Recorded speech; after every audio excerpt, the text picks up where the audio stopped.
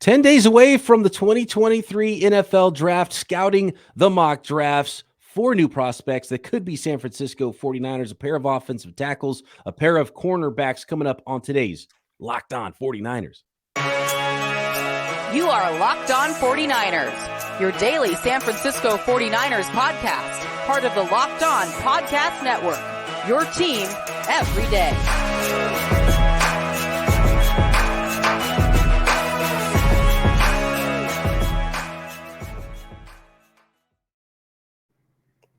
Welcome to Locked On 49ers. Brian Peacock and Eric Crocker at BD Peacock at Eric_Crocker. Thanks everybody for making us your first listen on the Locked On Podcast Network, your team every day. Today's episode of Locked On 49ers is brought to you by Ultimate Football GM. Ever dreamed of becoming an NFL GM and managing your football franchise? Then this is definitely the game for you. To download the mobile game app, just visit ultimate-gm.com or look it up on the app stores. Our listeners get a 100% free boost to their franchise when using promo code Locked On in the game. Here we go, Croc. We're scouting more mock drafts. The net you got to throw for, just the third round guys. There's 100 players that the 49ers could draft just late third round. Then you got to talk 5th round and 7th round. And I think we're working toward maybe finding some players we like, some players we don't like, or at least we don't like in the 3rd round that maybe we like better in the 5th, or maybe we like better in the 7th.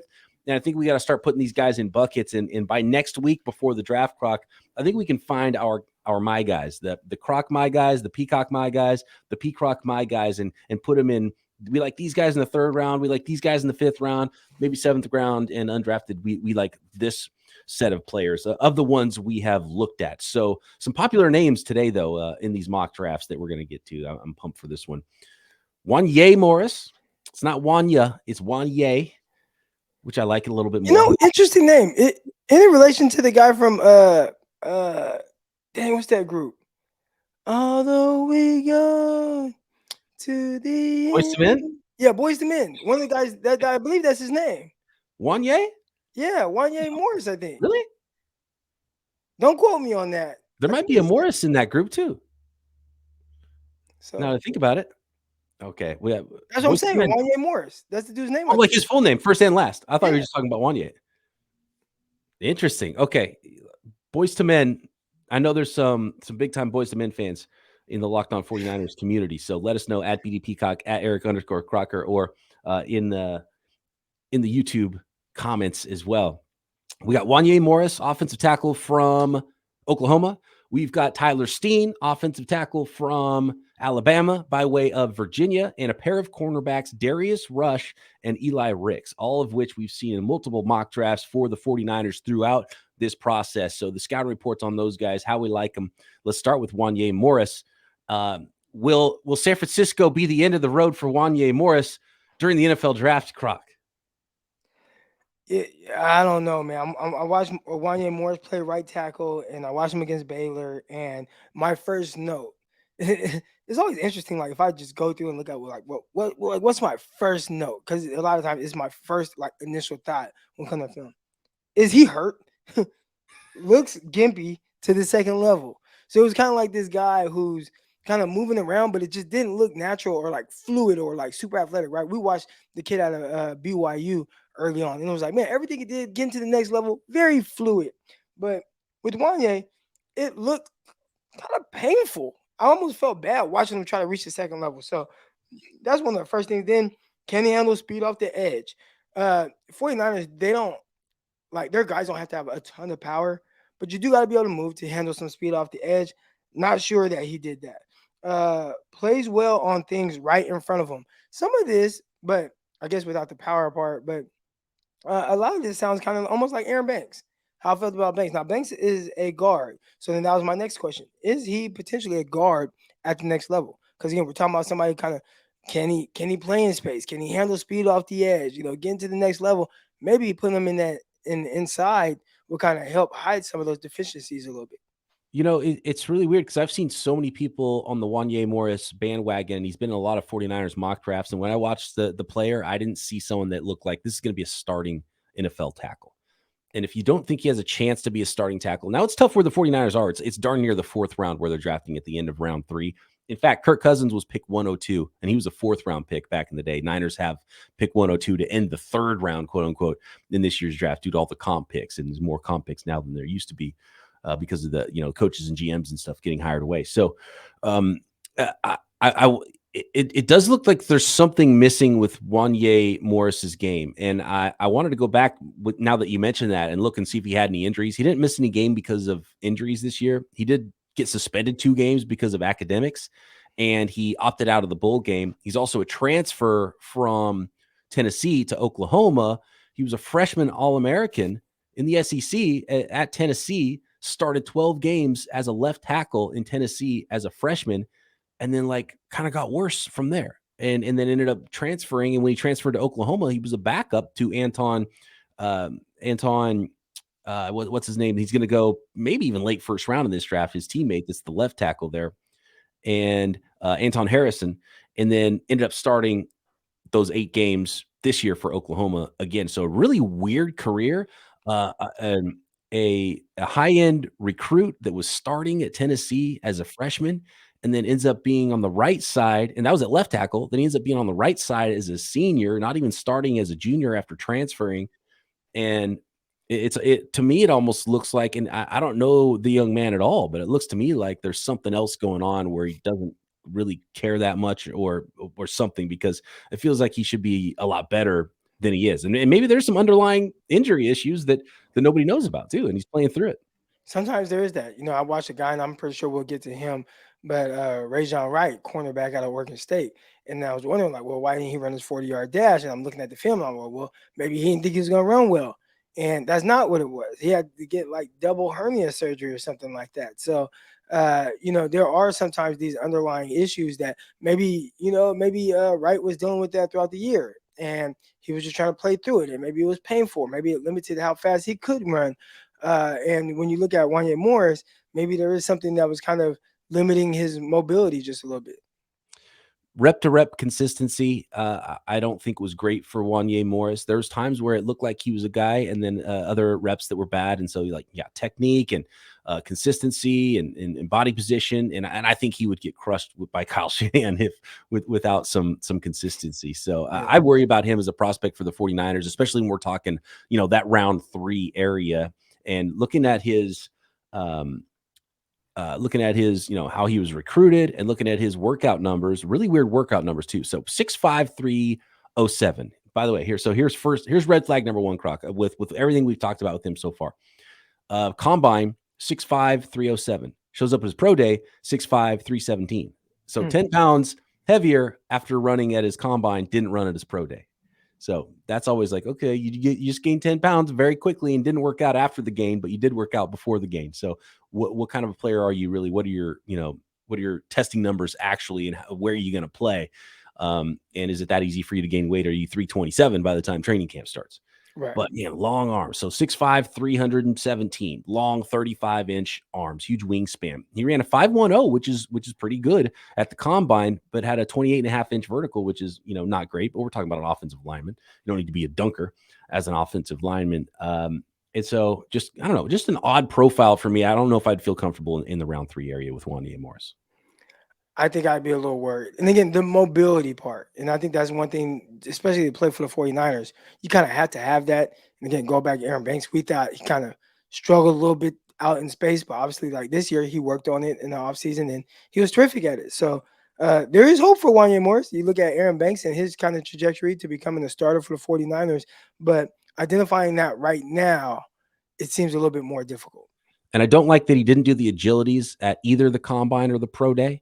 And the thing with Aaron Banks that got him through it was he, changed his body a little bit, put in the work. And so is Wanya Morris one of those guys where the 49ers will put a star next to his name? It's like, this guy, we believe in the character, and he's going to work to achieve everything and get everything out of his athleticism and make his body into what exactly we need him to be in the position we like him to be. So big question, hard for us to know that aspect of it. But right now, I would say I would put him much more in the round 5, day 3 bucket than round 3.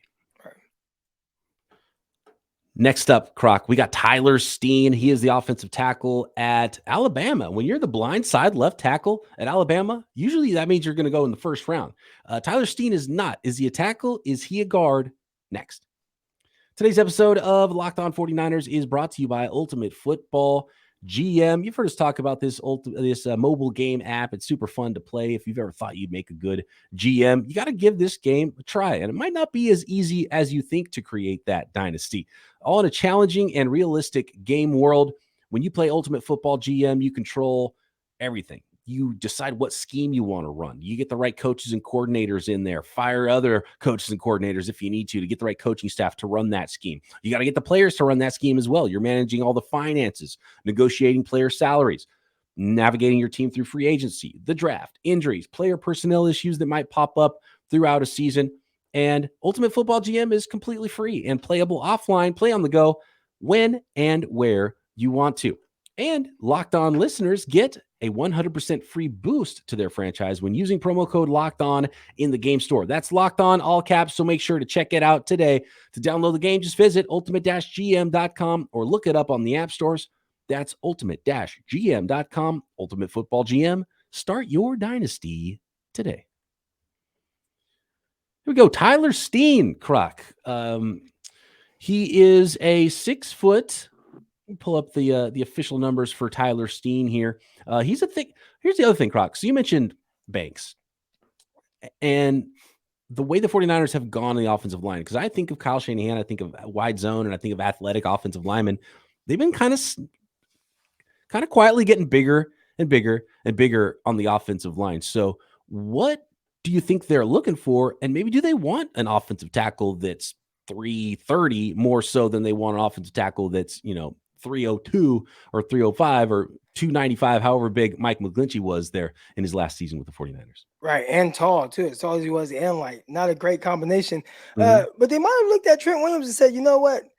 We might not be able to get the next Trent Williams, but we can try to get something as close to it as possible from a height, weight standpoint. And Trent isn't overly tall, probably listed at, if I had to guess, 6'5", 235. Yeah. Right? Like he's just heavier than what we traditionally see the 49ers kind of go after. And the thing I love about watching film is, and at least my process with it is, I watch the film first, and then I try to go get some of the numbers, or you'll tell me their numbers. So from a height, weight standpoint, what is Steen? Steen is 6'6", 321 pounds.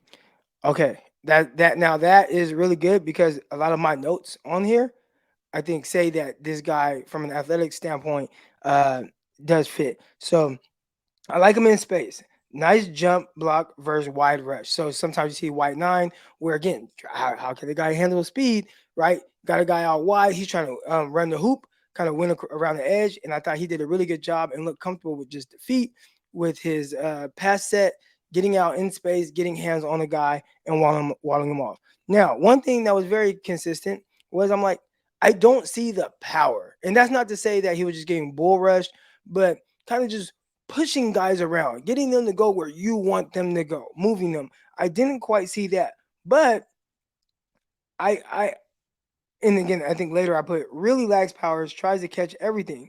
Can he handle a bull rush with speed? Like, that's one thing I want to see. But one thing about the 49ers offensive lineman, I don't think you have to be the most powerful offensive lineman in this kind of zone blocking scheme. They kind of want to just get to a spot and wall guys off. Now, again, if you have a Trent Williams, great. There's only one of him, maybe ever, right? But most of the guys is, can I just get to my spot, wall my guy off? I don't need to be the most powerful offensive lineman. So the fact that I kind of noted not being a power blocker, a big mauler, as they like to say, I don't think that makes as much of a difference for the 49ers, unless they are trying to really reshape the way that they look at their offensive linemen. But good feet, nice kick step and pass sets. I think he could work speed to power. Fits 49ers, don't care about the power. So a lot of the things that I saw from him, really from a movement skill standpoint, felt like it meshed with what the 49ers are looking for. By the way, Trent Williams, coming out of Oklahoma in 2010, 6'5", 315 pounds, ran a 4.81 40. Which is 40-yard dash. So do we have a 40 on him? Because remember, the 40 translates for tackles more than it does for receivers. Yeah, there's 2 times for offensive linemen to look at, and really more so than almost any position offensive lineman, the 40 translates more, was surprisingly. So, the 40-yard dash and the short shuttle is what to look at. And Trent Williams, by the way, his short shuttle was 4.63 coming out, which isn't as good as, compared to other players as his 40-yard dash was, which is amazing at 4.81 at 315 pounds. I think he's bigger now than those 315. But Tyler Steen did not run at either the combine or his pro day a 40-yard dash, which is unfortunate. So we don't have a 40-yard dash on Tyler Steen, but he had a 4.50 short shuttle, which is solid. And I think that's kind of the cutoff that a lot of people are looking for. If you're below 4.50, that's usually a pretty good number for offensive line, pretty good indicator. If you're below 4.40, that's really good. And that's, you would love to have that in an offensive lineman. 7.78 3 cone. I don't really know how that relates with offensive linemen in the 3 cone. 31 reps on the bench press at the combine, which is good. His jumps weren't great, 29.5, 9.1. I don't know if that translates for offensive linemen, but no 40, which is unfortunate. But when you watch him play, I see plenty of athleticism. And I see there's like a patience to his game. He looks like he's not ever. You talk about this a lot, Croc, with corners too, and I think it's similar with offensive linemen, where they're not like in like the mode where they're like, oh no, I got to catch up, right? He always seems like pretty much in control. Yeah, good timing, good tempo. And can get out and make all the blocks, and he doesn't blow you away athletically, and he doesn't blow you away like pancaking guys, but he just seems like rock solid. And you know why? It's probably because he started an insane amount of games. He started 46 games in college.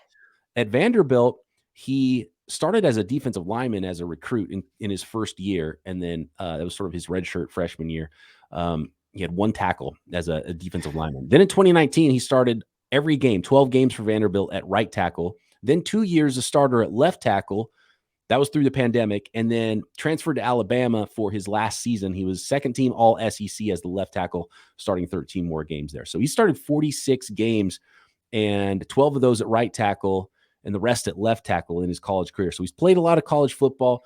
I think from, a size standpoint, 6'6", 321, that's nice. His athleticism looks pretty good. I like the 4.50 short shuttle is solid. We don't have a 40-yard dash. But there's one thing, Croc, and I don't know if you saw this on tape, where guys able to reach him because he has the dreaded sub 33-inch arm length at the combine.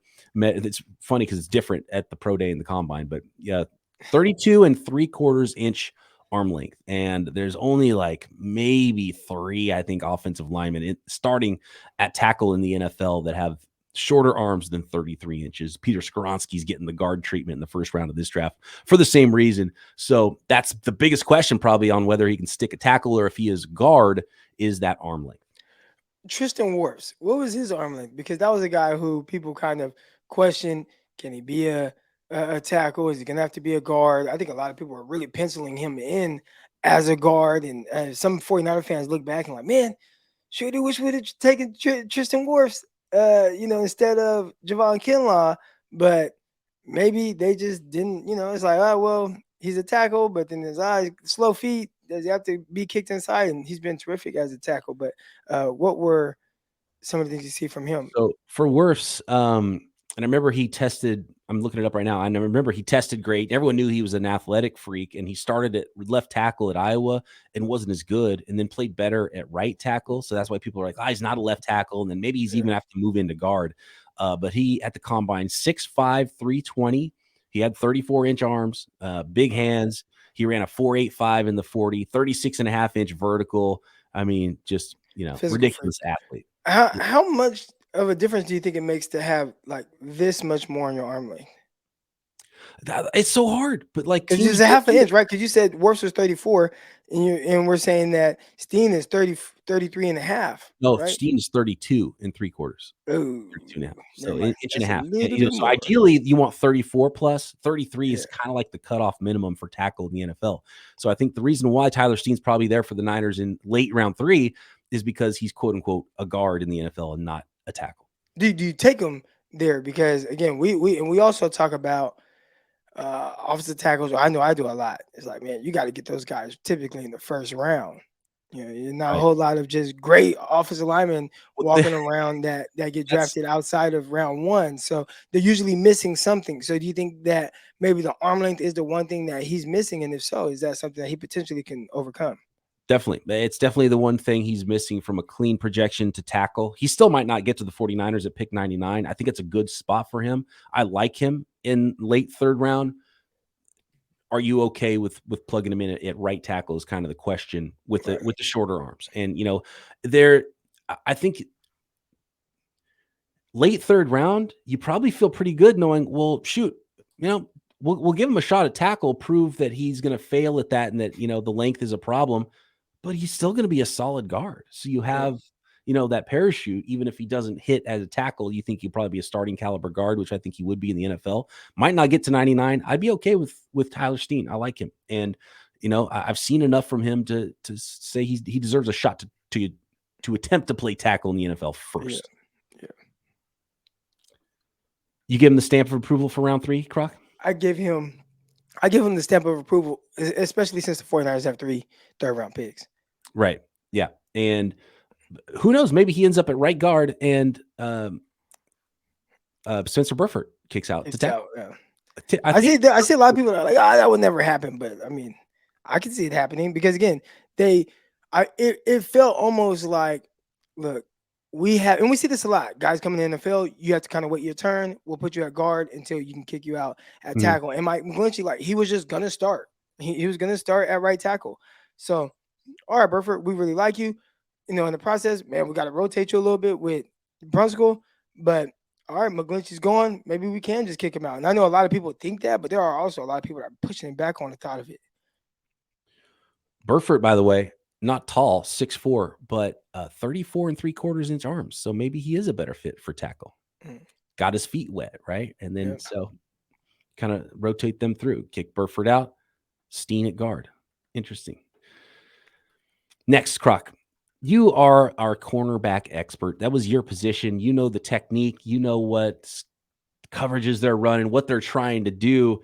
So let's look at 2 corners in this class that I've seen projected to the 49ers in the 2023 NFL Draft. South Carolina's Darius Rush and Alabama's Eli Riggs. Next.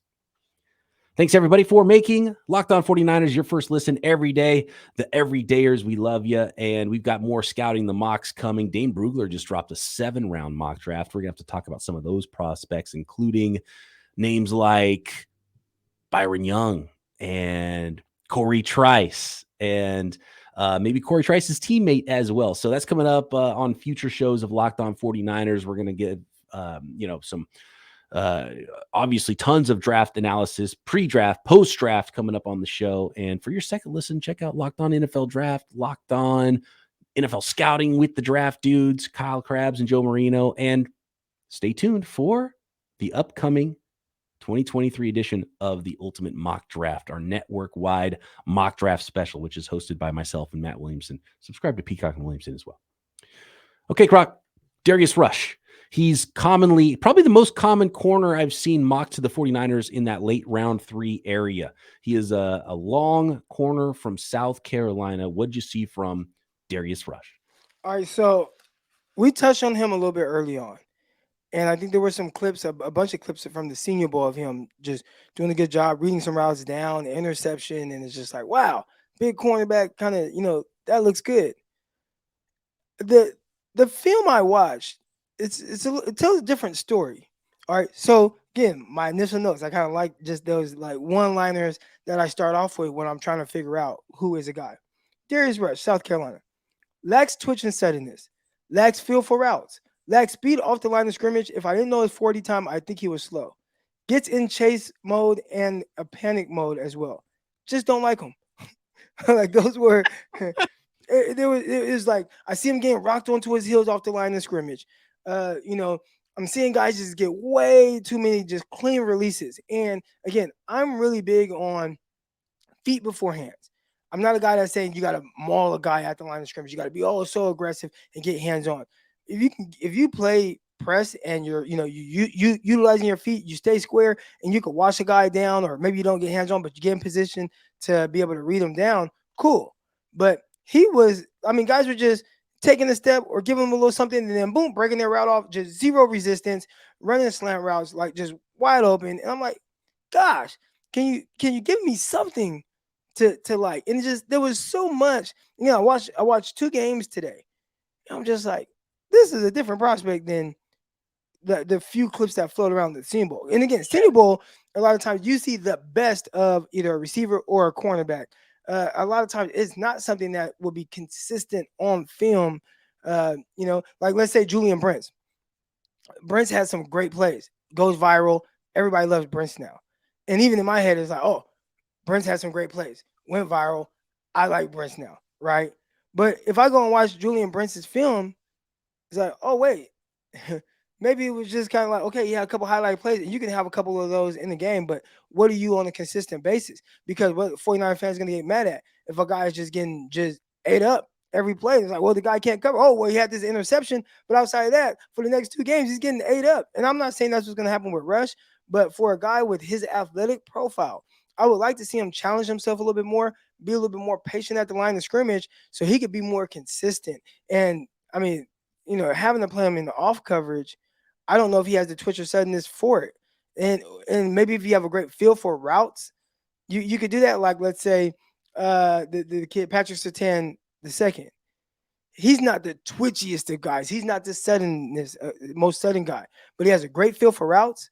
He's very patient, and he consistently is in position to just make plays on the ball from off or press. Press terrific, very patient press, get hands on, effortlessly runs with guys. I see the opposite from Rush. So I'm being a little harsh on him right now. Now, again, that's 2 games. Maybe I'll watch another couple games and I see something different. And then maybe that's why it's like, well, you can watch 2 games and see this person, watch 2 games and see this person. That's why he's projected to be a 3rd-round pick. Yeah, and that's what's tough because we're looking at late 3rd-round picks here. We're not looking at first round, day one starters. When we're talking about corners, we're talking about offensive tackles. There's going to be something a little dirty about their game, which is the reason why they're in the late 3rd-round range and not higher. If you're hoping that there's someone that can develop into a starter, so typically you're not going to like a 3rd-round corner, 3rd-round offensive tackle as much as you would like 3rd-round guard, 3rd-round receiver, 3rd-round safety. And that's why you see so many corners are like, oh, this guy's kind of a slot though, or maybe he's a safety convert, or he's a tackle, but he's probably going to play guard in the NFL. And that's why that's been a lot of the conversations with the prospects we're looking at. There's no safety or no slot for Darius Rush though. You've got to like him as an outside corner. 6'2", 198 at the combine, super long arms, 33 and 3/8, which is great reach for a cornerback. 4.36 blazing 40-yard dash time, 35-inch vertical, 10-1 broad jump. And Croc did not do the agilities. So is there a reason he didn't do the agilities, you think, there? And I think scheme is important, too, when you're looking at a corner. Is he more of a press man guy? Does he fit the 49ers scheme? And ultimately, do you like him in the late 3rd-round range, Croc? I think with his athletic profile, you would assume that he's a better press man guy. And with the 49ers, and again, we'll see what Wilkes does. I want to know, are they going to lean on kind of what they've been doing, which has been playing really a ton of quarters? And I think that's made it a little bit more difficult for certain guys to really be on the field and stay on the field, like a Ambry Thomas. Ambry Thomas at Michigan was a press man corner, right? And when he did run zone, he ran from a press bail, reading concepts from there, but could play cover 2, could play some defensive from there. But then you look at, the Amador Lenore, the Samuel Womack. Like, Womack got some time outside. Lenore got some guys on the outside. So it feels almost like they're kind of going away from that bigger guy because a lot of times you don't see them great in off coverage. Heck, even Charvarius Ward, right? Think of the times where you're just like, oh, that was not a good play from Charvarius Ward. It's when he's playing off and has to turn and run. It just doesn't look great, right? Like the transitioning into a turn and run for those guys is just the way their bodies are made. It's just harder. It's more difficult, right? Like I would have never even got a chance at the NFL if they were like, hey man, we like your athletic ability, but you can only play off in this game. They'd be like, oh, this guy's trash, right? Like it's just more difficult. So they allowed Charvarius Ward to play more press. Maybe a guy like Rush would benefit more from that, but I still think there's things that he needs to clean up with his feet. They were just a little clunky. They were a little slow, and we all know the saying, slow feet can't eat. That's 2 games.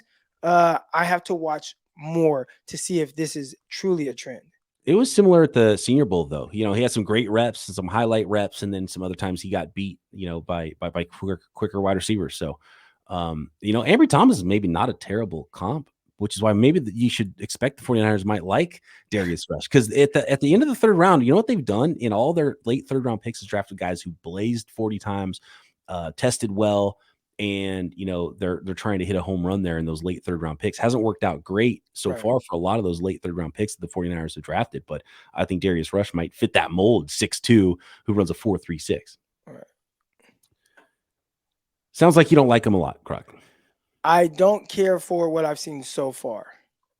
Would you compare Darius Rush to the DB version of this? This is the way I described my golf game to somebody who was a 49ers fan. The DB version of Sam Darnold, because my golf game is a lot like Sam Darnold's game, where if you watch just the highlight tape, you're like, oh, this guy, he'll pipe one 300 down the fairway occasionally. But if you followed me for the whole round, you'd be like, okay, this guy's pretty garbage. That's kind of what Sam Darnold's career has been. Is that similar to the scouting report for Darius Rush? It's a little harder because the quarterback is so dependent on everything around him.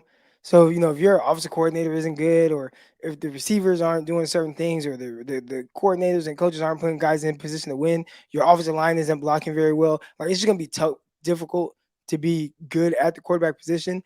At the cornerback position, it's more so you, especially if the scheme is right.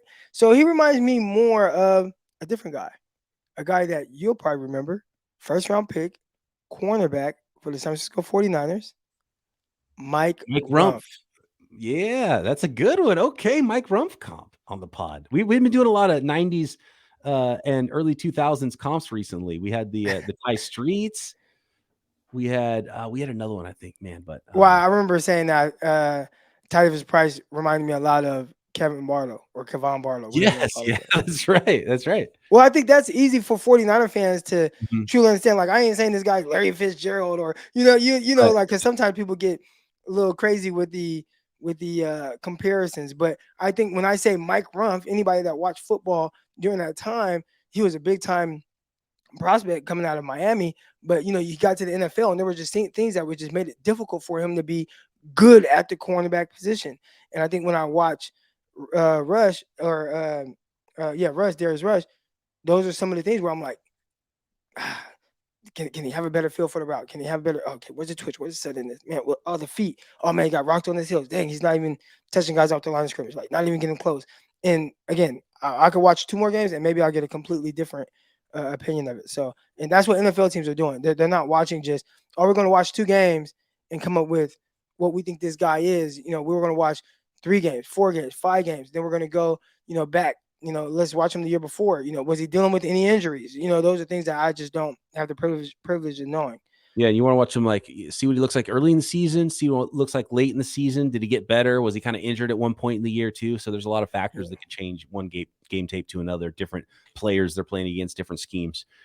We got to finish this up with Eli Ricks, though, out of Alabama, Croc, and similar to Wanya Morris, where a big-time recruit rolls into college, starts games at LSU, and was a freshman All-American, and then ends up, kind of peaking there, playing worse later in his career, transfers to Alabama, had a little bit of injury problems. Eli Ricks did in his junior season at Alabama, and then declares for the draft. And I don't know if he might regret that decision, because I'm seeing him get lower and lower. I used to see him in third round mock drafts. Now I'm seeing him, more like round 5 in mock drafts. What did you see from Eli Ricks out of Alabama? Another tall corner, 6'2", 190, almost exactly height, weight that Darius Rush is rolling with.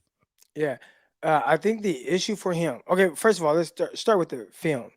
A lot of the film that I watched, like, once he got in, and again, I don't know what was going on at Alabama. It was really weird. Maybe his injuries, maybe I felt like the way they talked about him, there was some like off-field stuff or something, maybe not meshing with head coach Nick Saban, whatever it was. Okay, I don't want to speculate too much. But when he did transfer too, so you always wonder, like, why is the guy transfer? There's right from LSU at that, right.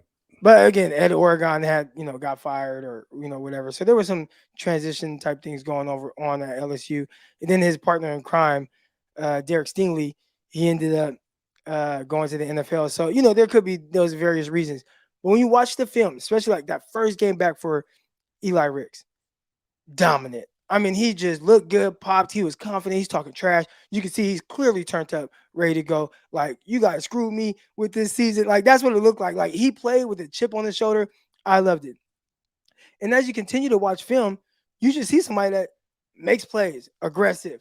It just it looks good. Now, is he this again quarters coverage guy?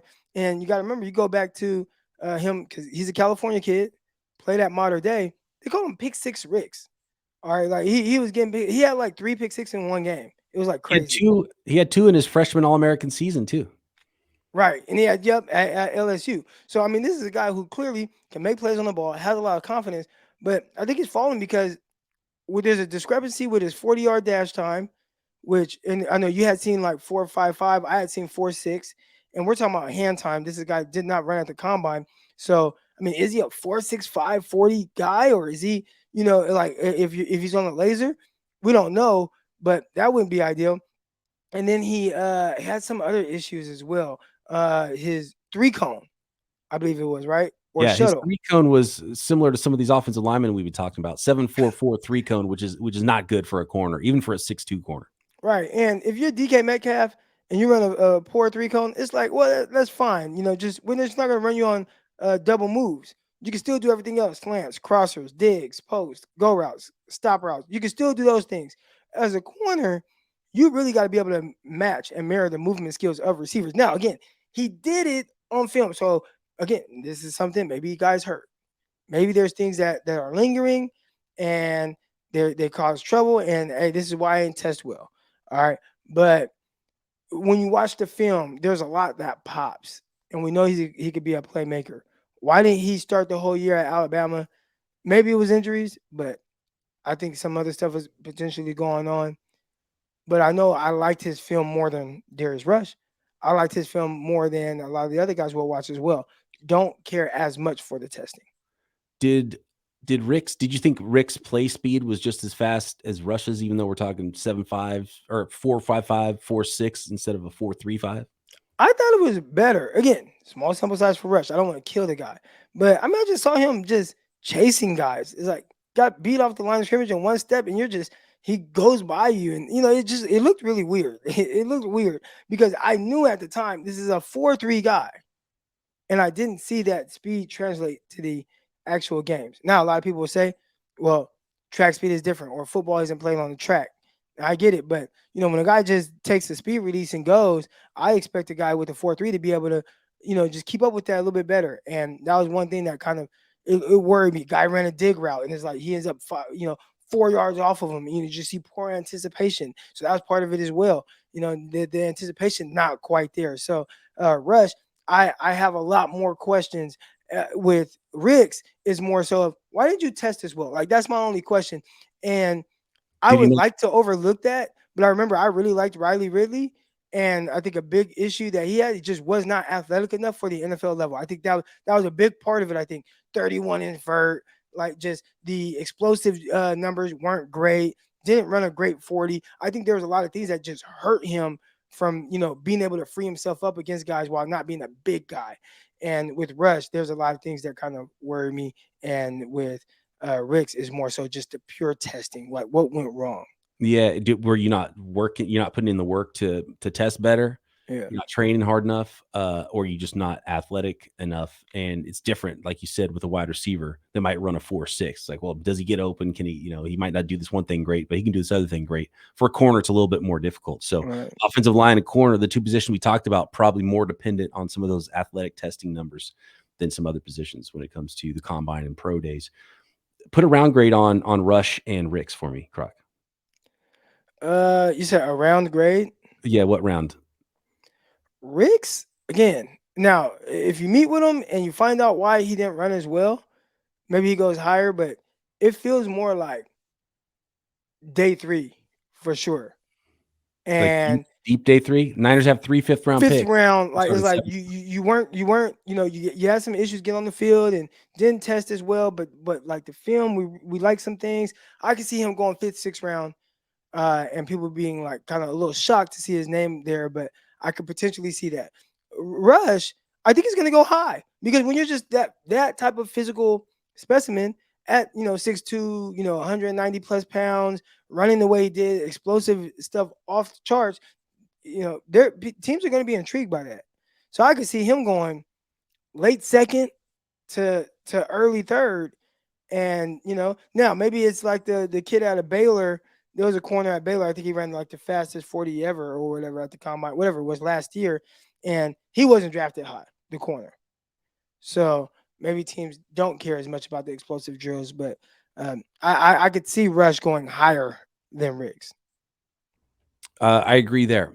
The question is, would it be third round? And if you don't draft him third, Rush probably doesn't see the next pick the 49ers have if they don't take him there. Correct, because they don't pick in the fourth. Right. All right, cool. So that's those 4 prospects, how we're feeling about them as we head toward the NFL draft. Within 10 days now, the NFL draft, and building our little mini draft board for round 3 and day 3 of the draft for specifically those San Francisco 49ers. We'll unveil some of our favorite players in different rounds next week, and scouting more mock drafts as well coming up very soon here. Thanks everybody for making Locked On 49ers your first listen. Back tomorrow right here, Locked On 49ers.